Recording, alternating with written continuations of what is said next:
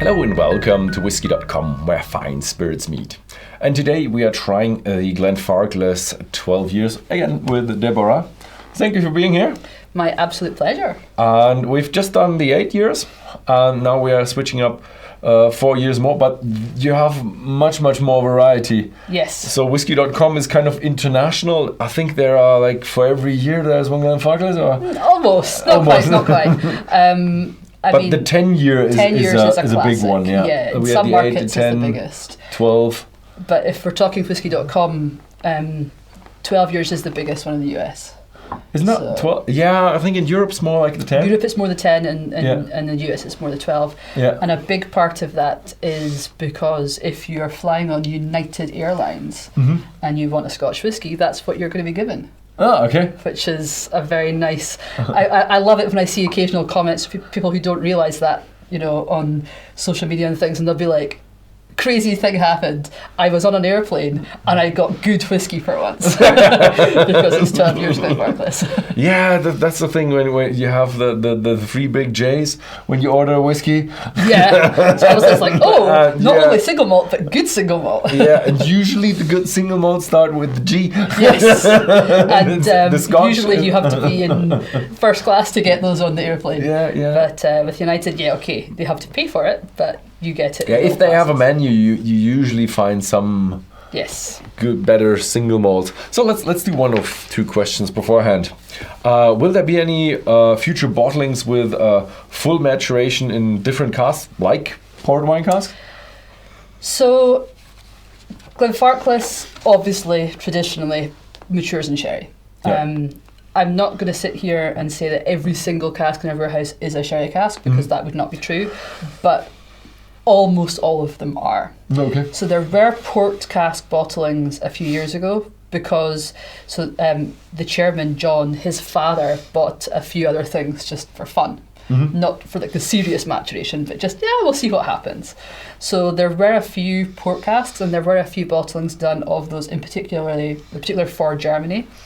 There was a 1981 that was very, very good. I say that because it's the year I was born. But we haven't bought any new port casks. So the only port casks we have are second fill, some are third fill now. Now, we have done recently, it wasn't last year, but the year before, if I'm not mistaken, one of the family cask range, which was a port cask, and that's the first time there's ever been one in the family cask range, because the family cask range is always sherry. So it was a bit like, but it was a refill, so a second fill port cask, and it was one of the ones from 1981, which was, so they were first distilled in 1981 and had been bottled then in the early 2000s, I think, and then it was bottled again so this is the refill of the cask as a family cask. Okay. But big bottlings of more than a single cask, I would be surprised. Okay. Very, very special editions. Okay. Will there be any peaty Glenfarclas special editions in the future? Similar answer. Obviously, we don't use peat. Yeah. So we stopped using peat in our malted barley in 1972, which is when they stopped doing any malting on site.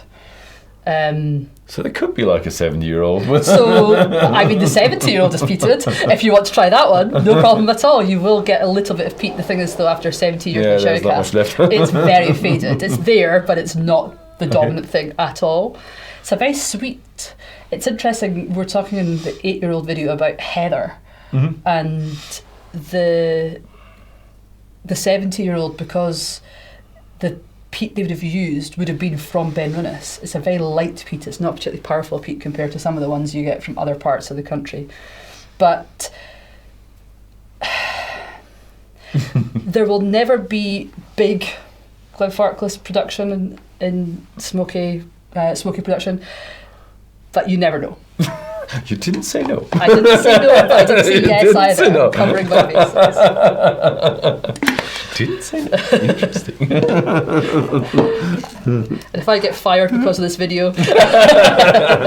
You didn't say anything. I didn't say anything, no. You hopped around the question. Let me just show it for the people. So, uncoloured, as always, yeah. Yeah. So yeah. So it's a shade darker than the 8-year-old, of course. Yeah, well done there. So there you go. That's all right. My very highly scientific. I mean, it works. Measurement device for the. It's not going to work for the 17-year-old, but because it is a dark bottle. I think the problem with the color of bottles is always if you have like a really tall bottle, they look lighter, and if you have a very brown bottle, they look very dark. You've got to have the exact same amount in the same glass next to each other. Really, yeah, I to should more go for like put this in front of my measuring device. So yeah. Ooh. So it's just a little bit sweeter.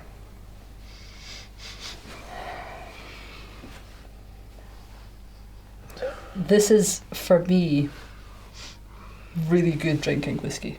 You know, again, we're still in the it doesn't have to be a special occasion to open the bottle kind of category, but it's something I like about Glenfarclas generally. So even if you take this one or the 10 or the 8, you know, they're smooth, they're sweet, they're quite, you know, in some ways they're quite easy to drink, but they all have a complexity that makes them interesting.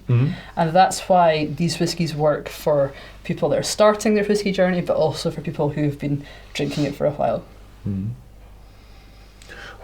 But I like it. I would even say it's a good amount more sweet. Yeah. Yeah. It has that nice sherry sweetness, spiciness from the cask a little bit, but very round, very sherry, very Glenfarclas. Of course. Yeah. Slush it. Cheers.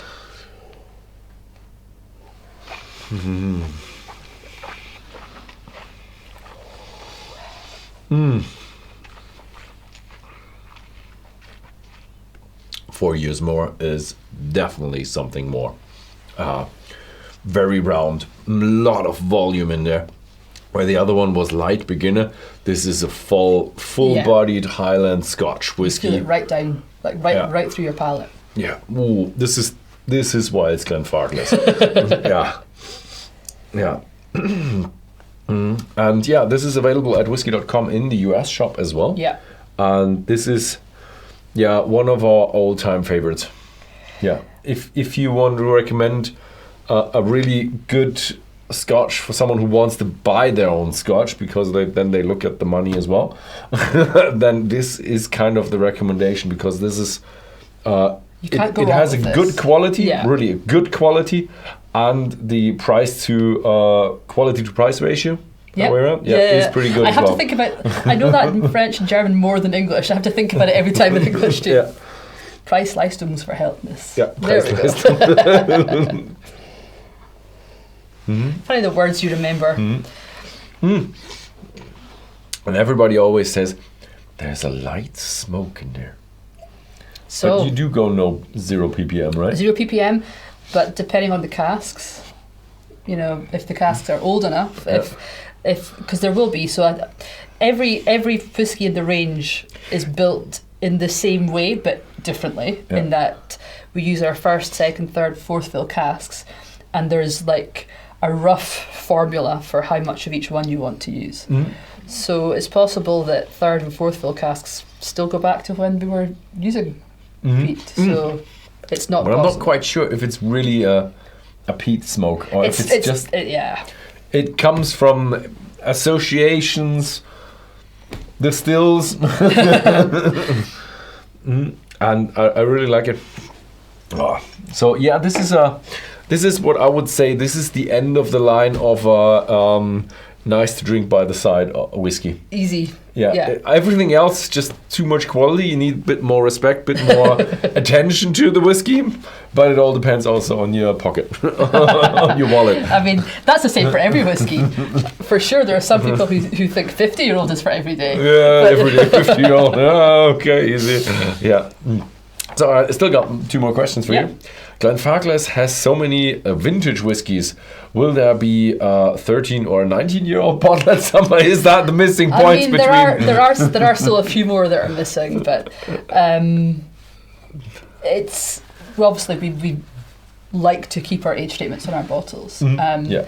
And so then when you are looking for something new, there only are so many things you can do. Yeah.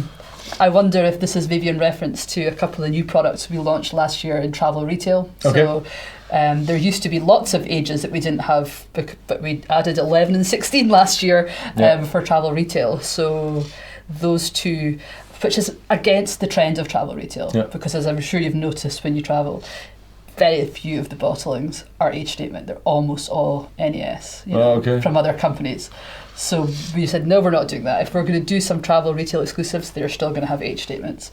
So 11 and 16, obviously the 15 is a classic part of the range. Yeah. The 18 doesn't exist. It used to be a travel retail exclusive, but it's been out of the range for quite a while. I think the only place you can still buy it is at the distillery, of course. Yeah, the thing is, there are probably a lot of whiskies out there that not in the range, but they are like special markets at the distillery, travel retail. They are like special markets because there are so many dealers out there. I need something special to differentiate. I want something that no one else has got. Well, we all want something no one else has got. So they are very displaced. You need to buy everywhere to get like a full collection. And I think the 12 is one of the only ones which is available pretty much everywhere. Yeah, that's like the standard one. Yeah. But because even the 15 isn't. So the 15 is not available in the US since we're talking. Since we're doing the English one now. At the moment, and I'm sure you know, 15 is a favourite of a lot of people. It is really good.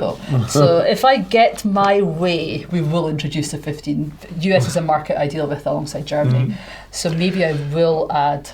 But the problem is also if you have a portfolio, you have to manage it all.